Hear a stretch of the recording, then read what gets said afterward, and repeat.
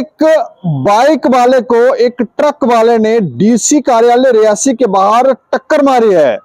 इस दुर्घटना में एक शख्स की ऑन द स्पॉट डेथ हो गई और जानकारी ये भी मिली है कि ये जो शख्स था वो शायद पोस्ट ऑफिस में काम करता था। इसका नाम क्या है, क्या हुआ, लेकिन वहां पर हंगामा भी देखने को मिला है।